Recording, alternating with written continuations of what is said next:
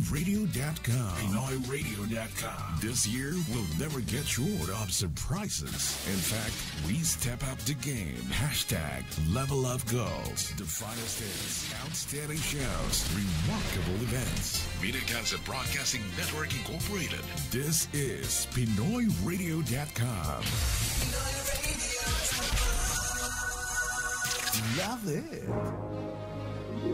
Buhay Migrante. Buhay Migrante. Mga kakaibang istorya ng buhay ng mga Pinoy sa Canada. The newest talk show on PinoyRadio.com. Join us in this journey. Life stories of our kababayans concerning current social, economic, legal, and political issues and policies that has a great impact on the Filipino community. Anchored by Earl Francis Takara, Tintin Pascual, at Von Canton. Samahan pa ng ating mga panauhing tatalakay sa mga usaping napapanahon, sumasalamin sa kabuhayan at kung paano mabuhay sa bansang Canada.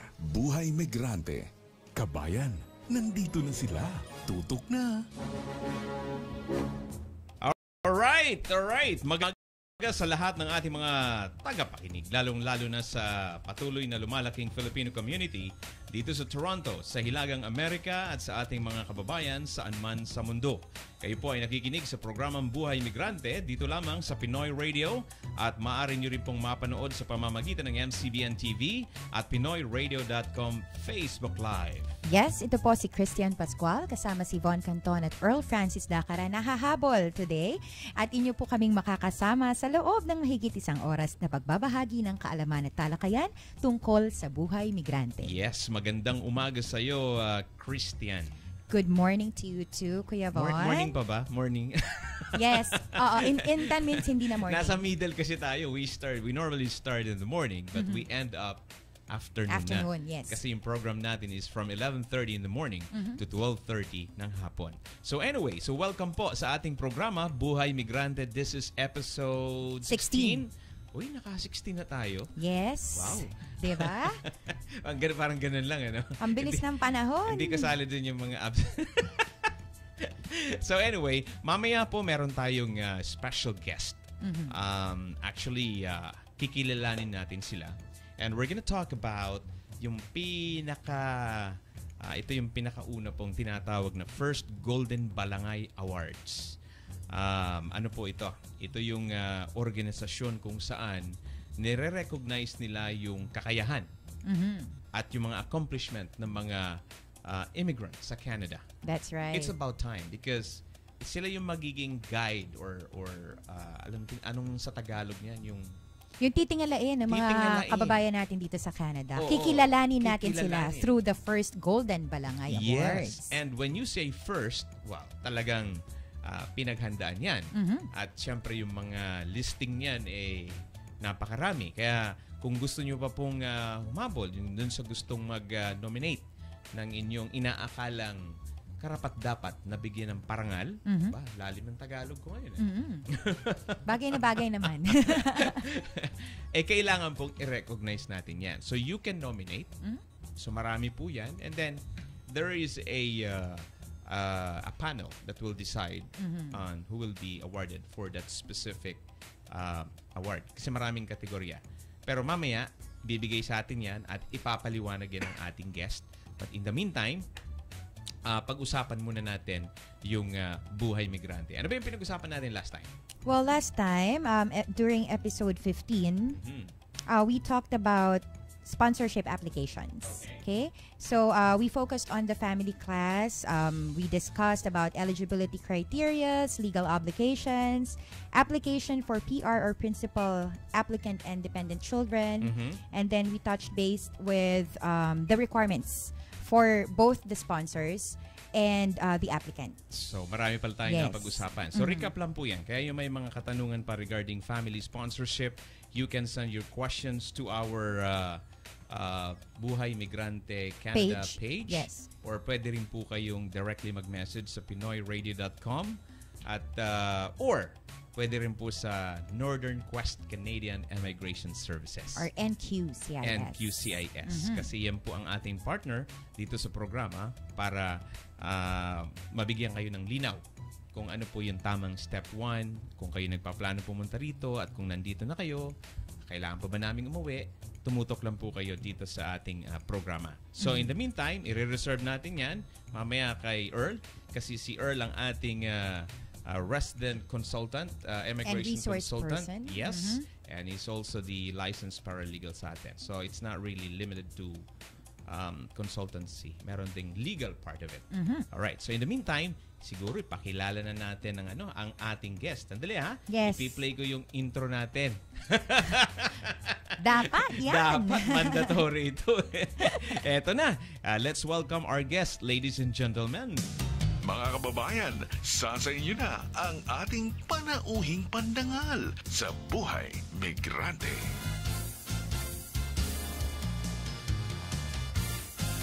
Alright, Tin. Sige, pakilala mo na ang ating special guest for today. Yes, it's my honor to introduce to all of you, our listeners, our special guest for this morning. He is founder of iCubo Media. Let us all welcome Mr. Ronnie De La Gana. Alright. Good morning, sir. Good morning, sir. Good morning, Sir Von and Magandang Christine. umaga. Good morning. Good morning sa listeners nyo. Natutulog pa ba kayo? Okay naman. Sa paghahanda na ginagawa mo? Alright. And Our next actually, guest. Sir Ronnie is with Mr. Jovi Fabula. Ayan. Hello. Welcome po sa Buhay Migrante. Salamat po at good morning po sa lahat. At syempre, mamaya, bago natin pag-usapan itong the deeper side nitong first Golden Balangay Awards. And of course, ito very relevant kasi we are celebrating the 150th Birthday of Canada. or Confederation in Canada. Kaya very timely. Very timely, it is. Kumbaga, if you receive an award, at least na-receive mo on the 150th anniversary of Canada or birthday of Canada. Diba? Kumbaga, napaka-meaningful. Okay, so let's start with Ronnie. Ronnie, bigyan mo kami ng idea. Paano ka ba napunta ng Canada? Kailan ka dumating? Ano yung nag-udyok sa'yo para pumunta dito?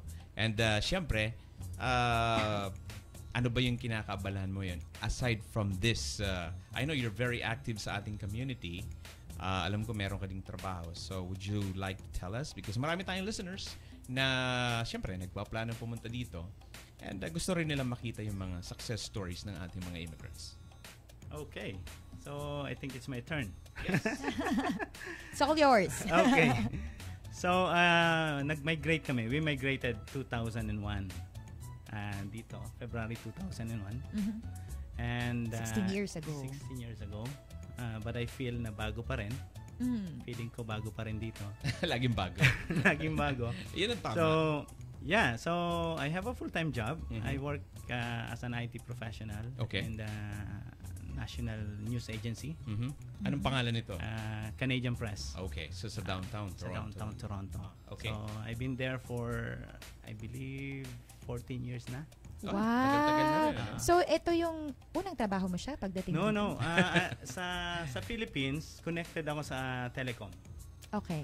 So, yun ang Telecommunications. Telecommunications sa Alright. Asia Pacific. So parang PLDT type, mga ganyan? Yes. Okay. To be specific, yung mga two-way radio. Two-way radios. yun. So, Pero you mentioned you've been here in Canada for 16 years and you're part of the company where you are working for right now for 14 years. So that means to say na ito halos yung una mong trabaho pagdating mo dito? Actually, I started working as, alam mo yun, a usual thing. When you start your life pagdating here. ko, nakapagtrabaho ko sa isang may nag-hire sa akin. Good for you. It's related sa ginagawa ko, no? Sabi niya nagwo-work daw siya sa telecom. Okay. Okay. So I end up sa isang Atlantis studio. Parang Okay. gato, studio sa downtown. Okay. So it's a broadcast studio. So ang naging first job ko doon, taga-cut lang ako ng kable. Okay. Ang ganda, no? The whole day, nagka-cut lang ako. Okay, 15 meters, i-cut mo lang to kasi nag-i-install kami ng kantong setup. It's a mainstream studio sa downtown. Nice. So I end up working there for a few weeks. And then nagkaroon ako ng full-time job. Ito na yung job na related doon sa trabaho ko sa Philippines. Nag-aral ka pa ba? Did you do any like Bridging program? course? Hindi na, or hindi crash na. course? Swerte mo. Kasi I was hoping nung time na yon, that's the fall of Nortel. So I Nortel yung time remember na yun. Nortel. Taga-telco kami, di ba? So feeling ko makakapasok ako ng Nortel. But that was the fall of Nortel. So napasok ngayon ako sa isang, yun yung first full-time job ko, napasok ako sa isang telco company dito, but they're dealing with two-way radio. So that's my first job. And then I got fired out after 1.5 years. Bakit? Bakit? Siguro hindi ako nag-perform. O siguro nagbawas. Basta, Napaka-honest ni Kuya Ronnie. I got fired out. Okay. Then, doon nagkaroon. Alam mo, pag may nag-close, Yes. merong nag-open. Correct. Tama yun. So, doon nagkaroon ng opening dito sa full-time job ko na ngayon. So gusto sabihin, destined ka talaga para dito I sa think Canadian so. Press. So, it's a blessing in disguise. Is It's a the blessing Canadian from God. Press Yeah. a government-owned corporation or company? It used to be a... Or it's being run as private? private na siya ngayon. Private na. Private na siya ngayon. Okay. So ano ba yung kinikater ng Canadian Press? Canadian Press is parang AP or Reuters. Associated Press, parang Associated ganun. Press. Oh, Reuters okay. is a competitor. So, So, we distribute news all throughout Canada. Sa radio, sa TV, sa print. so distributor lang kayo. Paano yung news gathering job? Meron din. Meron din din kami. kayo noon. And then, mostly lahat, ang setup before, mostly ng mga news agencies or sabihin na nating Toronto, anong tawag dito? Yung mga news company dito, they submit. Nagsasubmit sila ng news sa amin. And we, parang data bank kami ng lahat ng news. Sa lahat ng platform. Okay, so gusto sabihin, yung... And then we redistribute doon sa maliliit na mga kliyente. Okay. Pinoy Radio can Get. get some news from So, CP. Yeah. So So we'll do that in the future siguro. It's good to know. That's It's right. good to know. All right. So jump tayo ngayon kay Jovi. Jovi, so short description. Give us an idea paano ka napunta ng Canada? Ano ba yung naging decision mo? Bakit kailangan pumunta dito? Bali, yung time na yun na dumating kami, tama si Brother Ronnie na, parang may mga influx of IT people coming to Canada. So parehas kayo IT? IT rin po kayo. Pero Okay. sa software development naman ako. Okay. Oh, Okay. So, pumunta rin ako ng 2002. Pero, during that time, mahirap yung IT job doon dahil katatapos ng 911 eh. Oh, yes. So, Oo. dala mo na lahat, binenta mo na lahat ng mga gamit mo sa Pilipinas and everything. No turning back ah. I know. Tapos, yun lang pala yung dala mo eh, pambayad lang na apartment, di ba? So, wala ka mahanap na IT job. So, sa mga stamping, yung mga factory work yung napuntahan ko dahil hindi ko rin alam kung saan ako mag-a-apply. Yes. So, Kung saan ka mag-i-start. I know. Kaya, nagtrabaho ko sa mga factory until pinuntahan ko yung IBM kasi I work with IBM dun sa back home. Tapos, ayun, nag-work ako sa IBM for 4 years. Okay. Tapos, nag-move ako sa BMO after. Sa BMO. Yeah, as technology specialist. Nice. Hanggang ngayon. So, is it hard to follow kung ano yung linya mo sa work? Depende siguro sa drive mo rin yung sa kung gusto mong, kasi yung iba nasa-satisfy na sila so for what. Yes. Pero pag galing ka na nararamdaman mo na mahirap ang buhay dun sa ibang field na hindi mo field, ipupush mo pa rin yung sarili mo if you really want to. Yes. Hindi ka na maging choosy, ano? I know. Yung sa trabaho, ganun. Hindi ka naman nagpumili. Hindi naman. Normally kasi pag, when we migrate, we have so much expectation, diba? It's just like you're thinking na kung ano ako sa Pilipinas, yun din makukuha ko right away, right? So this is reality check. I mean, when you go to other country, except for if you have a job offer, iba yun eh. If you have a job offer, that means yung talent mo talaga kailangan ko dito. So you'll start exactly kung ano yung trabaho mo doon. Yeah. Dito. So ang pinag-uusapan nyo na lang ngayon dito, yung papers, yung processing, and everything. But when you migrate, that's a different story because you're not applying for a job. You're applying for a residency. Kasi sabihin, maninirahan ka dito ng permanente sa Canada. And then when you start living here, it's just like you're starting from zero or scratch kasi ano ba priority, di ba? I-settle mo yung pamilya mo muna and at the same time naghahanap ka ng trabaho. Pero yung mga challenge natin sometimes, wala makuha ang trabaho na para sa akin or maybe ang daming applicant, hindi ako nakukuha. So ngayon, pupunta ka muna ngayon dun sa ibang trabaho na at least pang dugtong lang. Alam mo yan? Until makuha mo yung gusto mo. And yun yung typical story ng mga immigrant, di ba? Yeah. Same with ilang taong ka na nga, no? 1 year. 1 year na? To be exact? Tagal na. Sobrang tagal ko na. 1 year. Pero 1 believe ako year. sa kanya because when she first arrived in Canada, si Tintin, she used the power of networking. Yes. Ang bilis niya naka-integrate sa community, sa mga networks. On her first 3 months, kumakanta na sa stage. Nag-host na. 'Di ba? So doon nagsimula yung mo, 'di ba? Yung I mean, these are the ways to get and position yourself with the community and because you really need network. Yeah. 'Di ba? May kasabihan nga when you apply to work, it's whom you know. 'Di ba? You may have the complete requirement and the educational attainment and experience. Pero iba pa rin yung referral eh. Totoo, gumagana talaga dito ang very referral powerful system. ang referral. Kasi a referral means tested na yan. Kilala ko yan, ni-refer nino? Okay. So, ni-refer niya, gusto sabihin, reliable yan. Di ba gano'n? Easier for the employer. Correct. So, it's very easy to for the employer to decide and parang kung ang bangko may garantor. Yun. Yes. Parang yun eh. But technically, we're not using that term. Referral lang. Pero ang point dyan is, doon sa mga nakikinig sa atin, especially yung mga papers pinaprocess na ngayon, and yung iba naman nagpaplano pumunta rito, it's really important to know, magtaga-research kayo. Hindi lang yung very confident. Confidence, number 1 yun. Kasi, dala-dala mo eh. Kaya ko yan. Pero, pag hindi mo nakuha yung gusto mo, baka ma-frustrate ka din. Uwi ka na. Tulad ni Joey Abrinilla. Nung una, ang expectation niya sobra. So, umuwi siya. Kumbaga, step back muna siya. Parang, hindi yun in-expect ko. So, nagmuni-muni muna siya dun sa saan nga yung Butuan? Sa Butuan. Sa Butuan. Kinokorek niya tayo. Yes. Sa Mindanao, Butuan. Slang pa si Kuya So, Ronnie. nagmuni-muni siya, tapos pinaghandaan niya yung pagbalik dito. So, dun niya palang na-realize na iba ang buhay sa Canada. But, you can also be successful. At some point ba, Kuya Ronnie and Kuya Jovi, na-experience niyo yun? Pagdating niyo sa Canada, parang nagkaroon ka ng second thoughts na bakit nga ba ako nagpunta sa Canada? You know what?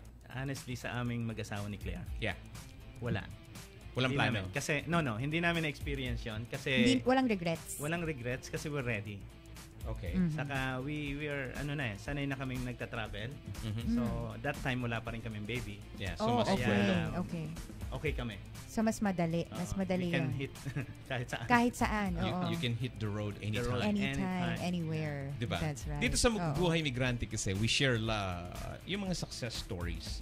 Kasi matutuwa ka kasi may mga nag-start na naswertehan talaga. Talagang first job nila yun na yun. Tapos they keep on growing. And then in fact, yung guest natin for next Saturday is one of the partners of the biggest accounting firm. KPMG. Miss Linda Kareen. Hi, Miss Linda. Di ba? I mean, ang Pilipino naman talaga magaling. Kailangan mo lang ilagay sa tamang diskarte. Ika nga. Di ba? Sometimes, sabi ko nga, ang ganda ng resume mo. But those are papers. Di ba? Ang paghahanap naman ng trabaho, lagi ko ang sinasabi, what are you looking? Is it an interview first or a job? You're not looking for a job. You're looking for interview for now. So, galingan mo yung resume mo. Kailangan mapansin. Kasi sa libo-libong pinipili, hindi na nga pumipili. Imagine, ngayon, online application na. Don't expect na yung isang HR manager dyan or kung sino yung recruiter, binabasa lahat ng content ng application mo. Kaya nga, anong resume mo? The longer resume, maboboring yan. Bigyan nyo ng short description lang para makuha nyo yung attention. So, baka you will land for an interview. So, at least, preparation na yun na pre-screen na eh. Gagalingan mo na lang din sa interview mo. Agree ka ba dun? Oo naman. HR, manager ka sa Pilipinas eh. Yes, so this time dito sa Canada, I found out that the HR personnel here in Canada use JobScan to initially evaluate all the applications they receive. Kasi syempre, marami yan eh. Marami talaga silang nare-receive. So, meron sila electronically ginagamit. I'm sure aware kayo mga IT personnel. May mga words na kailangan mag-hit, di ba? Doon sa requirements. Data mining yan. Yun. Anong Data tawag yan, Jovi? mining? I like Data that term. mining, oo. Uh-huh. Yun. So they matching use ba yun? that. Matching? Mas effective. Oh, parang job matching. It's a search na dun sa keyword na. So they're using that tool now? They're using electronic So hindi na yung system. mano-manong binabasa? Hindi na uso. Kasi yun yung first submission yata. Kasi marami yan, di ba? Tama. Yes. Scanning muna lahat. Scanning. Job Yung scan. lahat ng keywords na pumasok, shortlisted. That's Galing, right. no? That's So right. that's a very good tip sa ating mga oo. listeners. So, parang meron lang silang sineset na like 70% of keywords dapat mag-match dun sa job requirements. Yun lang yung magpo-proceed sa next level. Ika nga. Oo. So, yun. Ikaw, Kuya Jovi, kumusta yung application mo nung dumating ka dito? Alam ko kanina nabanggit mo, hindi ganun kadali, di ba? Yung may mga yung papaayos mo pa yung resume mo eh. Kasi pag galing sa Pilipinas, parang nobela yung Correct, sa eh. atin pahabaan. Pahabaan. Oo. mahabaan. Tapos, Pati yung mga seminars, nakalagay na lahat dun eh. Tama. tsaka nakakatuwa kasi sa Pilipinas, kailangan mong magpa-picture ka eh. Ay, ayun. Diba? Oo. So dito, hindi mo nahanapin kung saan ka magpapapicture. Basta Yes. send mo lang yung resume mo. Naalala ko nga nun sa Pilipinas, meron na bibiling piso, standard form na biodata. Oo, meron. Fill upan mo na lang, just Sa apply recto? for a job. Hindi ka, in all corners eh. Sa ilalim yun ng eh. LRT. Oo. Pero I don't think recommended mo yun, ano? Hindi. Oo, kasi Turn off kailangan factor, ano? kailangan customize yung resume. Depende sa position na ina-applyan mo. Yeah. Yes. One thing na learn ko rin, and I heard from colleagues, hindi mo dapat ilagay kung hindi related. Tama. Diba? Mhm. Kung ina-apply mo man, Kumbaga, i-align mo. I-align mo. Forget about other Oo. job, past jobs before. Kung ano ina-applyan mo, dun mo itutok yun. i-focus mo yun. Kumbaga, walang one size fits all na resume. That's right. Parang gano'n. Oh, kasi nga listening to your sharing about ano yun, yung mining, Data mining. data mining. So imaginein mo lalagyan mo ng non-related job experience. So hindi magma-match sa keywords, Hindi ka mahahanap. 'di ba? So just give you an information na meron na pala data mining. Kaya pala hindi ka na natawagan. Yeah. Yun pala yun. Kaya wag sasama ang loob mo. Na parang, ano ba yan? Hindi ako natawagan. Hindi ako magaling. Hindi po yun. Aha. Balikan mo lang yung resume mo. Pero makakasama ba team yung halimbawa kung ano yung pinost na experience, job experience. Kopyahin mo na lang yung mga nandun. Yung iba At siguro talaga yung yan ang matching yun, ginagawa. diba? Talagang complete match yun, di ba? Tingin ko kasi pag nagsasala ako ng mga halimbawa qualification na hinahanap ko sa isang particular na job na kailangan sa bank. Aha. Importante yung job objective ng resume para makita mo talaga kung ano talaga yung tina-target niyang trabaho. Mhm. So, parang maliit na summary of what you are offering to kung naghahanap ka ng trabaho. Parang maliit na pang-boost ba doon sa ina-apply mong job category. Ayan. Mhm. So, hindi na yung mga job experience mo minsan ang tinitignan kung ano ba hinahanap mo? Mhm. Ano ba hinahanap mo na trabaho? Fit ka ba? Doon sa hinahanap ko rin. Parang gano'n. Mhm. Mhm. So, kung kayo naman tatanungin ko, ano yung mga advice nyo before we move to the next The discussion topic? to the next topic. Ano ba yung mga i-advise nyo sa mga applicants natin? Yung mga naghahanap ng trabaho, do they really need to find someone who will do or prepare a good resume? Bigla na tigilan. No? Tingin ko minsan ito may masabi ko lang na yung mga Canadian experience na sinasabi. Aha. So parang pag prepared ka tsaka alam mo yung gusto mo at ano naman tayo nagsasalita at nagsusulat naman tayo ng English. Correct. Tama. So i-target lang natin at i-focus yung yung resume talaga natin na kung saan natin gusto. Hindi na sa akin hindi na kailangan na mag hire ka pa ng maggagawa ng Hindi na. hindi na. Tsaka marami naman sample. Diba? Mag-google mo lang yan. Okay na yan. Alright. So anyway, that's very interesting. May natutunan tayo ngayon. Yung data mining, job hiring. Well, very important yan. Kasi normally, pupunta yan ng Canada para magtrabaho eh. Secondary lang yung manirahan eh. Bonus na lang yan eh. Kasi ano naman gagawin mo dito? Maninirahan ka lang? Wala kang trabaho. Hindi uso dito tambay eh. Hindi uso, di ba? Ang nakakatuwa dito kasi nung naghahanap pala ng trabaho, nagreklamo kasi wala mahanap trabaho. Ngayon naman may trabaho, kulang na yung oras ng pahinga, puro na lang trabaho.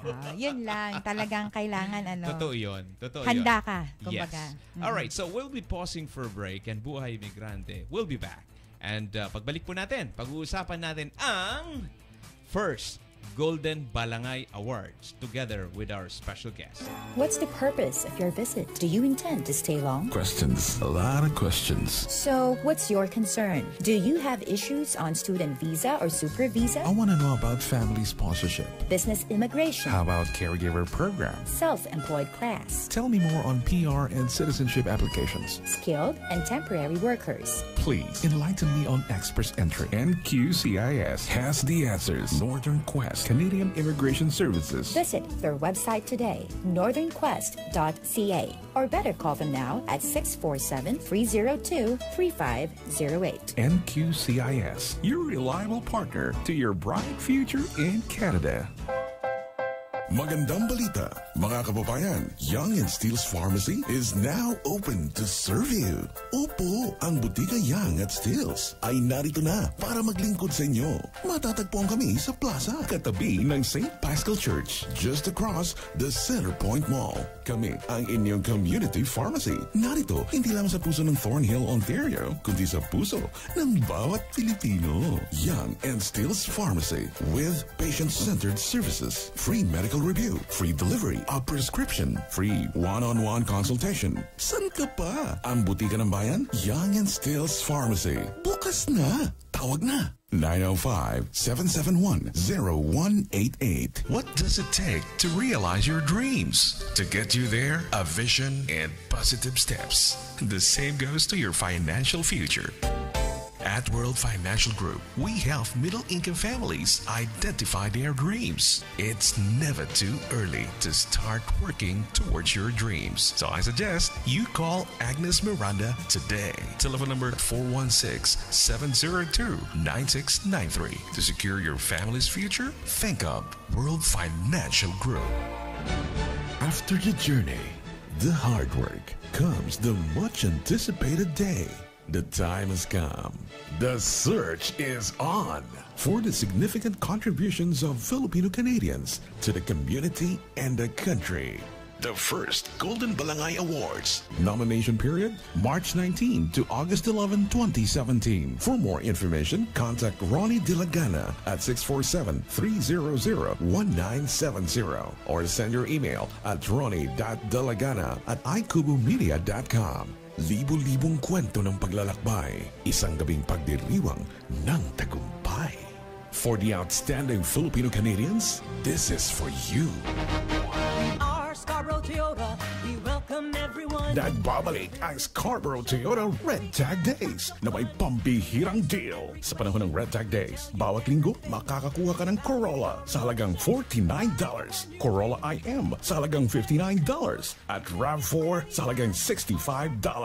Hindi lang yan, maaari rin nating idaan sa kasulatan, leaseman o finance. Mula 0 hanggang $3,000 na cashback sa mga piling modelo. We are Scarborough Toyota.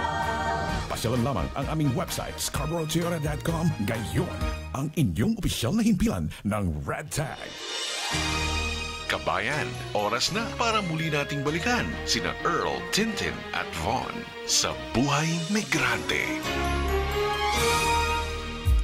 Alright, welcome back to the program. You are listening to Buhay Migrante dito po sa PinoyRadio.com. At syempre, mapapanood niyo po kami saan?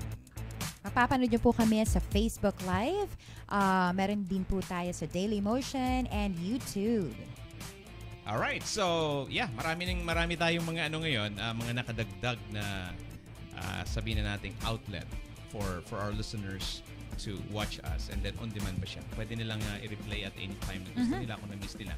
And if I may also add, no, for those who were not able to complete this particular episode, you can still watch or listen to its replay tomorrow through 105.9 the region, the only radio station in the York region. Yes. So, alright. So, ngayon, napag-usapan na natin yung buhay-buhay nila, no? Yung buhay migrante nila. How they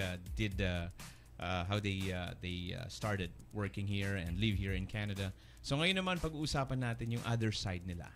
So, they settled here. They consider this as their own country, home, kumbaga. So they come up with this idea, the first Golden Balangay Awards. Yes. Okay, and the premiere awards night, there will be Balangay Ball and after party. So we're going to talk about, but first, saan ba galing itong Balangay? Yes, who conceptualized this particular program? Balangay stands for what? It's a boat. It's a boat. It's a bangka, di ba? Okay. It's a boat. Nag-originate yata ito sa Butuan, kila Joey. Sa Mindanao. Talaga? Yes. Nako, Joey, ha? Itong kanilang, actually, ikaw yung host. they have the Balangay Festival sa okay. Butuan. Alright. So it signifies a boat. It's a boat, yeah. Okay. Ano ba yung nasa boat na yan? And I don't know if you're aware of your history. The word barangay Yes. came from the word Okay. balangay. Which is the smallest, smallest unit of the community. unit, yes. Smallest unit of the community. Kasi ang history yata nito is that yung laman ng boat na first immigrant na lumapag sa somewhere in the Philippines. Nagstay sila sa isang island or nagstay sila sa land and they call that community as a barangay. So that's where started the barangay. Okay. All right. So ang relationship nito dito sa Canada, we are community. Kahit galing kang Iloilo, Bacolod, kung saan ka Bicol, we are community. We are still Filipino. We Yes. call ourselves Filipino-Canadian. But yeah, we're so fortunate na nandito tayo, but we are still Filipino. Yes. And alam mo yon, ang goal natin dito is to make Filipino alive, active, and sama-sama tayo. United, yes. It's a common big good. task, you know. I don't wanna use the word united. It's masyadong babarilin tayo dyan. Sa United. Sa United. Pero we want to celebrate. Yes. Di ba? I publish a magazine, but that's not enough to recognize the Filipino. Di ba? So, Yes. I think this is the good avenue for And us. these are the future of the Filipino-Canadian dito sa That's sa right. ano natin. Yung mga leaders, That's right. future yung mga performers na tinatawag achievers. Achievers. Achievers. So paano ano ba yung Shaker and movers. Yes. Ano ba yung process ng selection nyo dito? Bale, may ano kasi, hindi naman lang kami yung nag-conceptualize dito. Okay. We started the ball rolling. Tapos nagtawag na kami yung sa Technical Advisor Committee para magsama-sama para mabuo kung ano yung mga categories na tatahakin ng Golden Balangay. So, doon nagsimula. Andyan yung sektor ng mga manggagawa, sektor ng business, sektor ng kabataan. So ito na rin ba yung mga category ng awards? Itong mga na-mention mo? hindi, partly. Partly. Pero doon nag-evolve para lumaki yung mga categories na hindi namin nakita na may mga category pala ganito. So tumulong yung Technical Advisory Committee para mabuo kung lahat ng current na categories. Dito sa selection na to, wala naman dito data mining. Ano? But if I may add to that, kaya din ko yung form natin eh. So I can add up to the information. No? So inclusive in the categories that you're mentioning, Kuya Jovi, are excellence in education, excellence in arts and culture award, excellence in music and entertainment award, community service award, Manggagawang Filipino Award, Most Influential Community Organization Award, Wow, dami yan. Education Excellence Award, Post-Secondary, Excellence in Sports and Fitness Award. Apa, marami talagang pupuntahan. Oh. Young Leader of the Year Award, Entrepreneur of the Year Award, may young, meron pang ano. Yung isa hindi Meron na lang yang tsaka grang, ganun. Yeah. Young Entrepreneur of the Year Award, Educator of the Year Award, Excellence in Media Award, Senior Achievement Award, Business Excellence Award, Executive of the Year Award, and Pinoy of the Year Award. Mukhang yun ang pinakamabigatin, ano? Pinoy of the Year Award. Kasi ang mangyayari, you can nominate one person in different Three different categories. categories. No, Saan siya may fit? limit ba kung Walang ilan? limit. Walang limit. Okay. Kung nag-fit ka sa lahat ng category, Applyan mo. Walang Why Or not? i-nominate Diba? mo na yung kilala mo. ganun. Yes. pero yung kasing Pinoy of the Year Award, labo-labo to. Mhm. Hindi to kagaya ng Excellence in Media, lahat kayo media. Mhm. Yung Pinoy of the Year, media ka or kung sino nag-excel, Parang generic. nag-stand out Oo. doon sa lahat ng siya yung magiging Pinoy Siya, of the Year. okay. Para siya yung overall. Oo, siya yung overall. So in terms of Pinoy achievement, actress. ha, yun, oo, parang ganun. In terms of achievement, siya yung may Siya yung pinakamabigat. Siya yung slam dunk. Ganun. Yun, Pinakamabigat siya ang, yung MVP, achievements. siya yung pinaka may naibigay for this particular year. Okay. Parang- Malaki ang contribution, kumbaga. Malaking contribution. Pinakamalaking So, kailangan contribution. ma-recognize. Kailangan. So, Kailangan. I do understand that this award is not, okay, although gagawin ito sa Toronto, Yes. but I think this campaign is Canada-wide. Yes. It is. So, how do you mobilize the promotion and awareness nitong ongoing campaign nyo doon sa other provinces? Ano ba yung tools na ginagamit nyo ngayon? Okay, ang unang-una social media. Pero Okay. ang pinaka key dyan is we establish a contact in different region or in different cities. So yung contact na yun ang nagde-disseminate ng Yung information. doon sa mga locals. So let's say for the city of Mississauga, meron ba tayo dyang Covered na yan. Ang Ontario, ang GTA. isa buong na. Ontario? Kami nang Okay. nagtatrabaho. Okay. So And diretso sa inyo. there- Meron. Actually, Rachel Cruz and DK Tiham, they are the ambassador for this particular project. Okay. So sila yung tumutulong sa social media campaign and even yung mga on-site participation namin, nandun sila. All right. And may tanong ko lang, non-political ito, Non-political. Kasi, Neutral. alam mo naman Pilipino pag ano yan, kaalyado yan kaya may award, di ba? For sure, okay. you will expect some hindi naman bad criticism, but may mga side comment. Alam tinatawag. Yeah. Kasi, syempre, first of all, they're gonna question the integrity. Tapos, pag may nanalo, paano naman nanalo yan? Yung mga ganun, di ba? So, yan ang mga typical Filipino. Yeah. And yung mga stereotypes. Yeah. So, kailangan natin itong baguhin. That's the reason why we need to shout out sa lahat na Yeah. i-nominate nyo. Oo, kung tingin mo merong kung tingin mo candidate, deserving. i-nominate mo. Pero Bakit mo ki-questionin yung winner, di ba? don't complain afterwards. Yes. Na bakit nanalo si ganito. First of all, nanalo siya kasi na-nominate siya. Yes. Kung hindi ka man na-nominate, hindi ka man nanalo. Parang Tama. ano yan Nag-apply siya kaya nanalo. Kaya Tama. natanggap. Paano di ba? nanalo ng lottery? Kasi nagtaya siya. Tama. Kasi O, may- alam nga naman nanalo ka, di ka naman nagtaya. Posible kasing mangyari na yung manalo is not the deserving The talaga. rightful, The ano? rightful. Or the perfect Na fit. alam mo. Na, Yes. Oo. Aha. Pero ang unang-una doon na-nominate siya. So, yun ang dapat maintindihan. And this is And speaking- Canada-wide. Yes, and speaking of nominations, we have a deadline for the nomination, Kuya Ronnie. Yes. August 12 ang deadline natin. That's right. And then we are in a talks right now with Taste of Manila na yung lahat ng mano-nominate. Sasayaw? We will have Sasayaw. stage time. Exposure. Parang ano lang siya, parang Introduce, ganun. we will talk with Joey kasi si Joey yata in charge. Okay. So, it's a short Parang recognition. pakilala lang. Pakilala lang. These are the nominees. So, how much stage time do you need? Depende kay Joey. Kaya kailangan pala Malakas tayo kay Malakas tayo kay Joey. Joey. Magkano Oo. kay Joey. And for those who are interested to submit nominations, Kuya Ronnie, can you inform the listeners where they can get the nomination forms? How can they do nominations online? Actually, naka-online na siya. So, Okay. there's a link sa www.goldenbalangawards.com Okay. and it will direct you to the sign-in page. So, doon, magkikreate kayo ngayon ng Konting profile. profile nyo. Confirm, i-verify nyo lang yung Any documentation needed? after na ng after creation of your profile, pagdating dun sa loob, i-fill up nyo yung mga information required at saka yung supporting document na yun yung magpapatunay na fit dun sa category na yun. So initially pala, kung meron akong gustong i-nominate, pwedeng hindi siya aware pero by the time na i-require na ako for the documents, kailangan ko talagang sabihin sa kanya, ni-nominate kita, kailangan ko ng mga documents. Yes. Ganun. Pero may oo. option naman doon. Let's say, hindi mo magawa. nakuha na namin sa system yan, may contact na siya, di ba? Meron kaming staff na magpa-follow up, kulang ka pa, magde-deadline na tayo, kulang ka pa ng gantong specific requirements. So, pwede namin kunin directly sa kanya or through you. Okay. To make your life easier.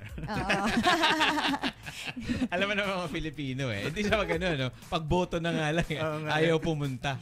Kasi, I don't know, wala sa atin yung, again, kung political ka sa Pilipinas, gusto mo may manalong kandidato, talagang boboto ka. That's right. Pero sa North America, iba Ang turnout ng Asian voters, especially Filipino, it's not our priority.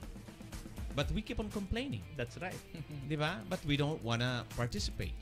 Participate sa, yung tinatawag na right to suffrage, yung right to vote. Di ba? Pero, well, tayo yun Iyan siguro tayo. Ang priority natin, yung work. Yeah. Kasi may work ako, kaya hindi ako boboto. Diba? Right.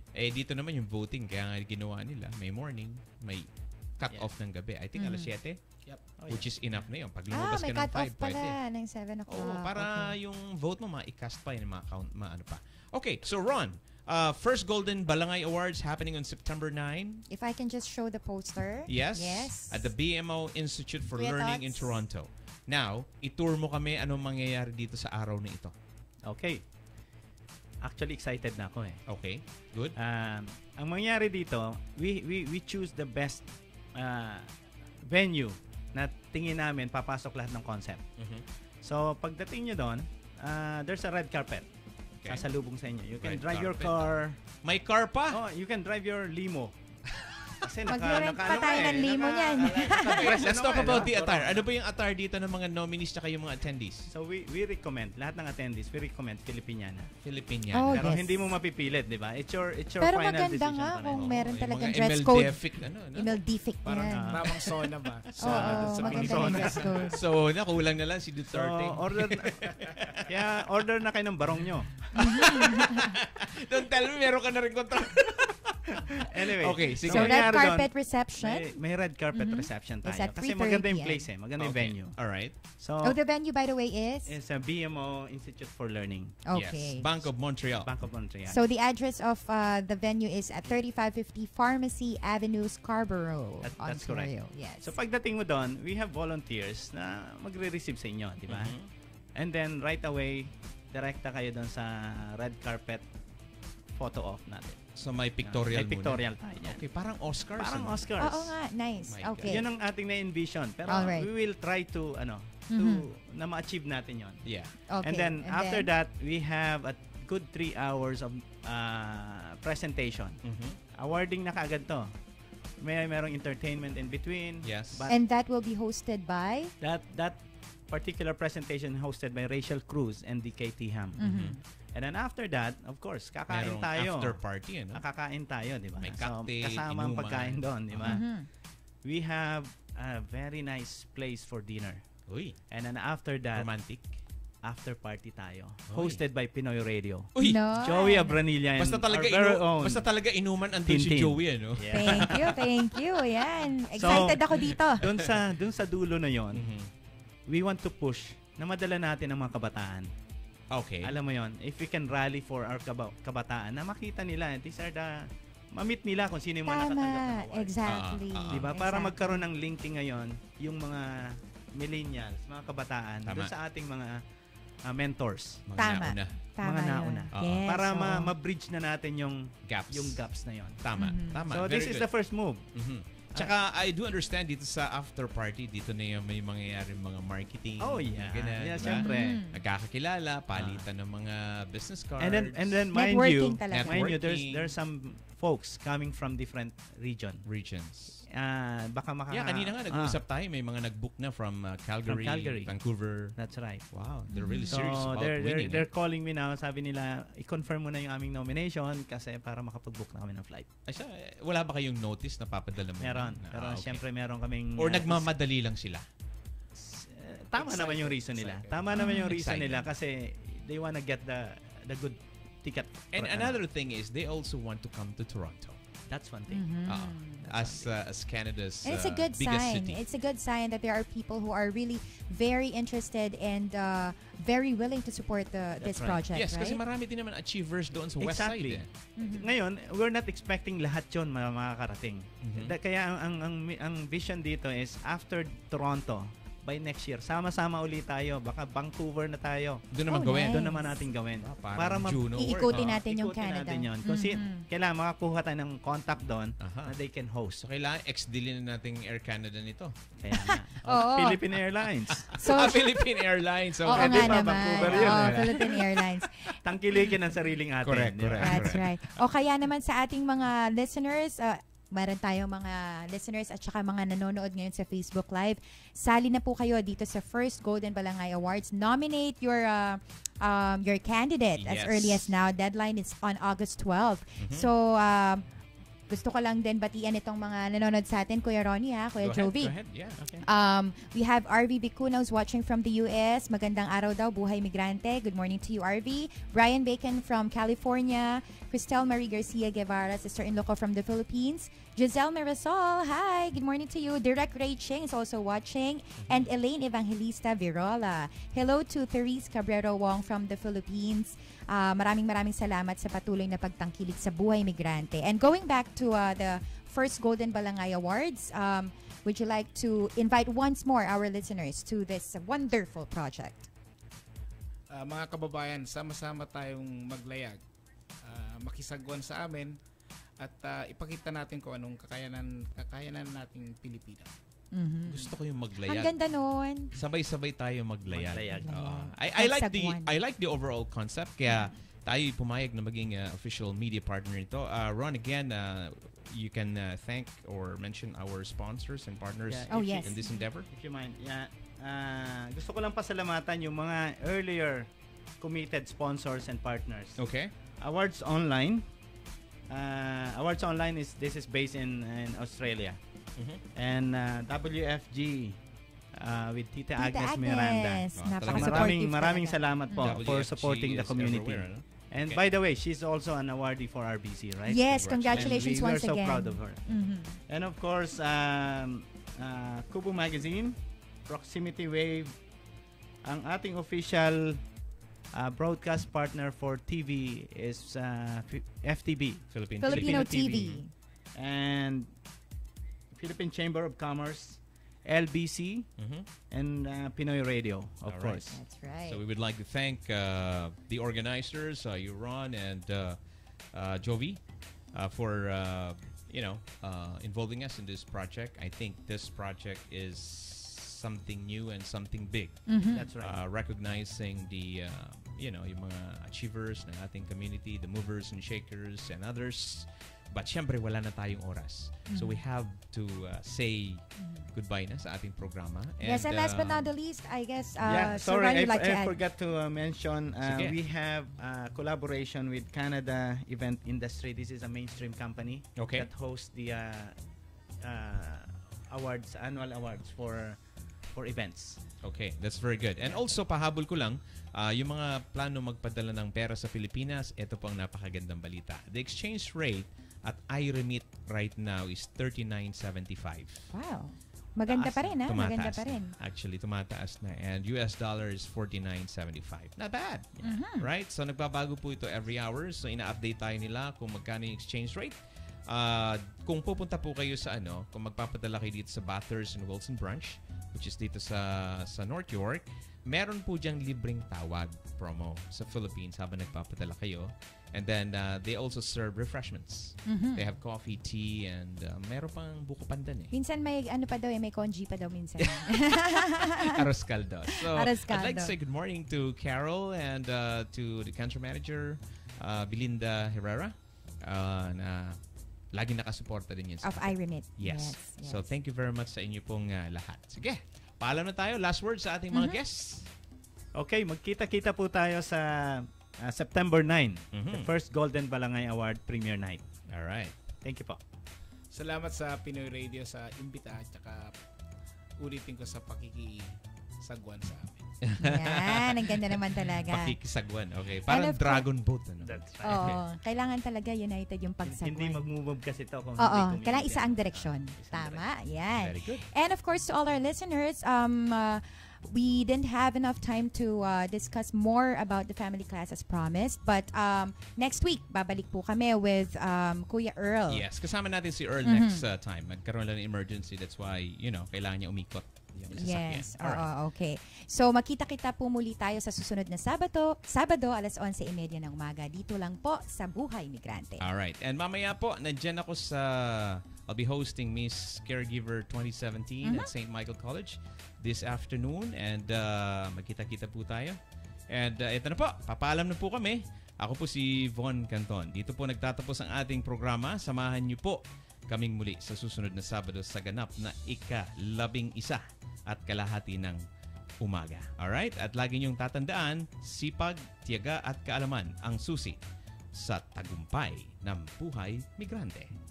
Ang programang ito ay inihatid sa inyo ng Northern Quest Canadian Immigration Services. Inyong natunghayan ang mga kwentong buhay na ating itinampok sa programang Buhay Migrante. Hanggang sa susunod na linggo, muli nating samahan sina Earl, Tintin at Von sa mga usapin ng buhay at hanap buhay ng ating mga kababayan. Pinoy sa Canada. Abangan ang ating sunod na usaping tatalakayin at Pinoy na tampok sa ating palatuntunan. Buhay Migrante.